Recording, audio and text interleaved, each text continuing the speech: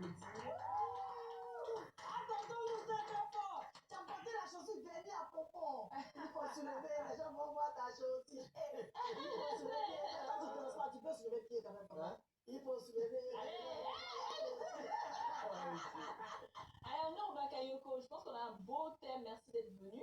Merci. C'est un plaisir. On sait qu'avec toi, tu vas bien développer, bien nous expliquer en détail. On parle aujourd'hui des troubles de la personnalité. Donc, une personne peut être là, comme ça, en apparence bien, mais dans sa tête, ça ne va pas trop. Ouais, exactement. Ouais, ok. Ça peut exister, ça? C'est grave, hein? Ouais, beaucoup. Donc, on va aller d'abord sur plusieurs tests. Est-ce que vous connaissez les troubles de la personnalité, vous? Bon, moi, mais c'est bizarre. C'est vrai?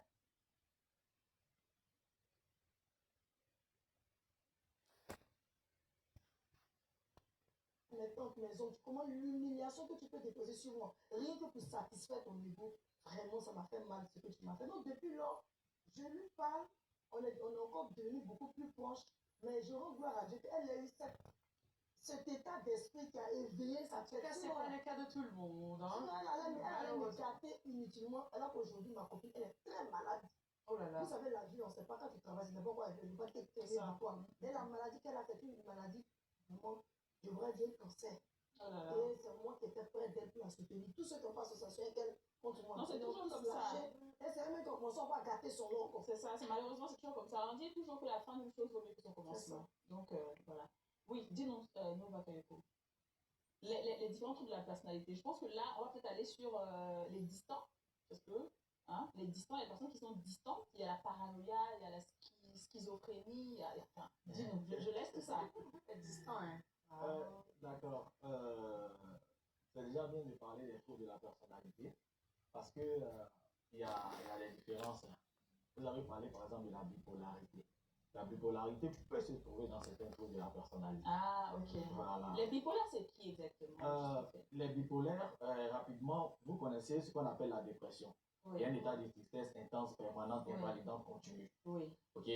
Donc là, quand on parle de dépression, en réalité, c'est un trouble unipolaire.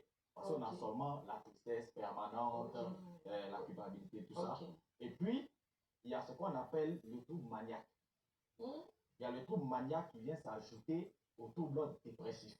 Donc là, on n'a plus un seul trouble, on a maintenant deux troubles. Voilà pourquoi on dit trouble bipolaire. Ça veut dire que voilà, c'est un trouble qui a vraiment les deux pôles. Et il faut dire que la bipolarité est placée dans ce que l'on appelle les psychoses. En réalité, chez nous, quand on dit psychose, là, ça veut dire que la personne n'est pas consciente de son état, comme les distants. La personne n'est pas consciente de son état, la personne est déconnectée de la réalité. Wow. Donc quand tu vois une personne qui dit « moi je suis bipolaire », tu sais ça comment? C'est qu'elle n'est pas bipolaire en fait. Voilà. À moins qu'on t'ait diagnostiqué ça et qu'on te l'ait dit. Oui. Aujourd'hui, quand les gens disent tu es bipolaire, c'est juste une maladie de dire que tu es content de la bipolarité est vraiment plus grave. Voilà. Tu peux me donner un exemple précis. Comment quelqu'un qui est bipolaire, quelles sont ses réactions? Qu'est-ce qu'il peut faire? C'est ça. Déjà, on a l'exemple de la dépression même en tant que telle. Maintenant, quand le trouble maniaque va venir s'ajouter, la personne aura des réactions vraiment incompréhensibles. Ok? C'est-à-dire que la personne peut être là, commencer à crier, élever la voix, commencer à dire tout, n'importe quoi. Et puis bon, vous allez voir après, la personne sera assez calme dans son coin, ne parle pas à quelqu'un, ou encore soit la personne peut commencer à élever la voix sur toi un moment. C'est-à-dire que ces réactions ne sont pas assez contrôlées. Et puis la personne a des petites manies. Voilà, la personne aura quelque chose que là, c'est comme des tics. De ce que vous avez déjà vu. Des tics, les tics c'est quoi par exemple? Tout le temps rangé, voilà, tout le temps rangé dans la maison. C'est donc. Ok. Voilà, même comme vous l'avez dit, ranger la maison, propre, tout ça, et puis après, non, les tocs, c'est une logique. Ah bon? Vraiment, elle est très complexe. Dans tout ça. C'est pourquoi, quand vous parliez tout à l'heure, c'est vraiment important déjà pour qu'on puisse identifier ce que tu as, de consulter un professionnel. C'est ça. Après une évaluation, on dit tout ce que tu viens de dire. C'est ça là. Parce que vous avez vu, le palu et la fièvre typhoïde, c'est à peu près les mêmes symptômes. C'est ça. Mais c'est pas la même chose. C'est pas la même chose. D'accord. Mais est-ce que chaque personne a un trouble du comportement ou alors il y a des personnes qui sont complètement saines? Oh non, là on rentre dans le grand groupe de ce qu'on appelle la santé mentale en général. Ouais, par exemple, la santé physique, là, voilà, qui marche 10 km à terre, fatigué, c'est ce qui est normal. Donc, il peut arriver des moments dans la vie où peut-être quelqu'un t'a énervé, ou encore il y a une situation qui s'est passée, tu as eu à réagir peut-être de façon déplacée, etc. Et ça, c'est situationnel. Ouais, Voilà, ça ne veut pas dire qu'il y a une personne qui est là et puis ne s'est jamais énervé, n'a jamais peut-être voilà, été triste. D'ailleurs, même les émotions, là, tu as le droit d'être triste, tu as le droit d'avoir peur, tu as le droit de fuir, tu as le droit de te sentir mal. Ça fait de toi un être humain. C'est-à-dire que si tu n'as pas tout ça là, c'est que tu n'es pas l'homme. D'accord, très bien. Voilà, tu dois avoir tout ça. Ok. Maintenant, c'est comment tu gères ça maintenant. C'est là qu'il peut y avoir des problématiques. Donc, et ces personnes-là qui... alors, si ça reste dans le trouble bipolaire ou pas, je demande. Mais il y a des personnes qui sont, par exemple, très heureuses. Vous savez que pendant une semaine, elles n'ont aucun problème, elles sont heureuses, tout va bien. Et puis la semaine qui suit, complètement tristes. Elles pleurent, elles sont dans la dépression. Et puis l'autre semaine encore qui vient, très heureuses. Oui, Ça, c'est qui? C'est du bipolarisme, ça? Non, mais si tu peux être heureuse, Ou de la bipolarité, excusez-moi, autant l'autre mois, il peut te donner pour l'autre semaine, il peut te donner un gourmet, tu es fâché. Ah non, je veux dire qu'il y a des personnes dont les humeurs, en fait, changent. Au-delà des situations ou des réalités environnementales, il y a des troubles. Par exemple, des troubles de la personnalité. Par exemple, on va avoir d'autres, je veux dire, d'autres troubles qui vont venir s'ajouter. Oui. Parce que les troubles de la personnalité, c'est comme un parapluie, et puis il y a des petites choses dedans qui vont venir s'ajouter. Par exemple, quelqu'un qui présente les troubles de la personnalité borderline limite, Oui. voilà, les troubles de la personnalité limite, ça c'est dans le groupe B. Les troubles de la personnalité limite auront ces réactions-là. C'est-à-dire ces personnes-là vont avoir ces réactions-là. Parce qu'en fait, eux, ils ont une forte sensibilité.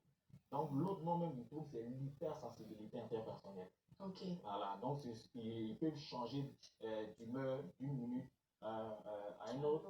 Et puis maintenant, ils peuvent aussi rentrer dans une forme d'automutilation. Oui. Voilà, ils ont une peur, oui, ils ont une peur extrême de l'abandon. Wow. Une peur extrême de l'abandon. Donc, ils sont beaucoup anxieux, beaucoup perturbés. Et eux, tu as dit que ça, c'est les borderline. Oui, les borderline. Okay. Là, vous avez dit tout à l'heure que chez nous, quand on parle de psychose, la personne n'est pas consciente de son état. On va parler de névrose. Névrose, ça veut dire que la personne est consciente de son état, mais elle ne contrôle pas. Voilà, elle ne contrôle pas ça. Voilà, ça la fatigue en réalité. Les gens qui sont fâchés cassent tout, justement, ils jettent tout. Et quand on parle par exemple de borderline, vous voyez que c'est tout la personnalité limite. Ouais, c'est-à-dire que la personne peut être entre les deux. Donc souvent, peut basculer déjà D'accord, donc on a déjà vu le borderline. Donc continue en même temps avec les troubles. Alors j'aimerais qu'on aille vraiment étape par étape. Oui, non, c'est un répondant. Oui, c'est ça. Donc tu veux qu'on continue avec les B ou on va au A d'abord avant d'aller au B? Bon, alors A. Au A, qu'est-ce qu'on a d'abord A? On a le paranoïde. Les paranoïdes. Voilà, ça veut dire le trouble de la personnalité paranoïaque. Donc, les paranoïaques. Quelqu'un qui est paranoïaque, il est comment? Il a peur de tout, non? Ou bien? Non, pas qu'il a peur. Justement, il est beaucoup suspicieux. Il est susceptible. Suspicieux. Très suspicieux. Donc, ces personnes-là pensent que voilà, tout le monde leur veut du mal. Normalement, l'émission là, Johnny Pachuco doit regarder ça. Oui, il est beaucoup concerné par cette émission là. Ce sont des personnes qui sont assez, voilà, un peu trop minutieux, posent un peu trop de questions. Et puis ces personnes ne se rendent pas compte en réalité de ça. Ces personnes, non, je vais tout savoir que toi-même, l'Andrette n'est pas bizarre, etc. Et puis en réalité, et ça c'est Johnny même. Dans toutes les situations professionnelles, personnelles, familiales, partout, la personne est comme ça. Il va fouiller un peu dans le téléphone, il va savoir si ça parle dans le téléphone. La personne est en train de si tu causes un peu, tu chuchotes, il va demander pourquoi. Vous comprenez? Et vous avez...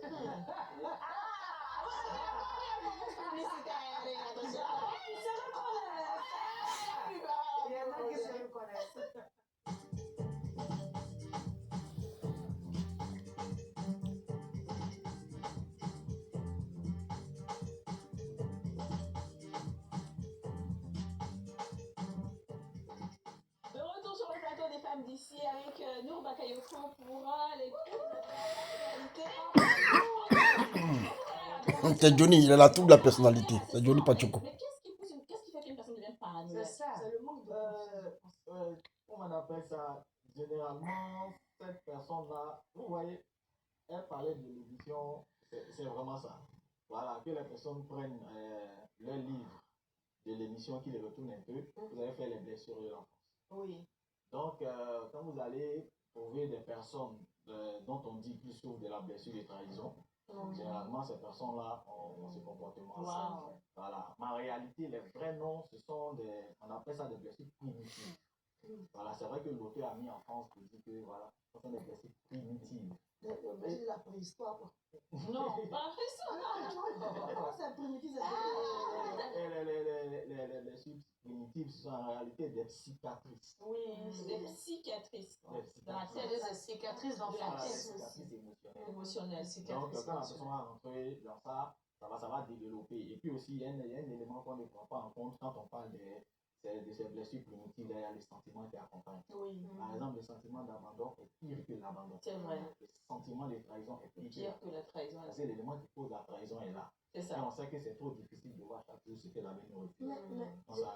Mais docteur, si quelqu'un est déjà trahi, par exemple, moi, si on m'a déjà trahi plusieurs fois, c'est normal que je me méfie et que je n'ai pas vite confiance, que je suis un peu parano, je me pose des questions. Est-ce que je dois faire confiance à Pas que ce soit un professionnel. Oui, mais tu sais, des fois, quand c'est des personnes à qui tu n'aurais jamais pensé et que tu es choqué un coup, après, c'est dur hein, de pouvoir faire confiance C'est pour ça qu'ils sont là. Oui, voilà pourquoi j'ai dit que. Donc, moi, je vais aller voir un psychologue, moi, m'a trahi. La personne m'a trahi, je vais aller voir Il y a des situations. Mais c'est ça, justement. Par exemple, il y a des situations. Comme elle a dit, quelqu'un m'a trahi, donc je vais commencer à me méfier à certains niveaux. Mais est-ce que c'est dans tous les points de ta vie que tu peux? Non, pas dans tous les points. Justement, c'est ce que les gens me disent. Quand on parle de troubles de la personnalité, en réalité, c'est pas seulement dans un aspect.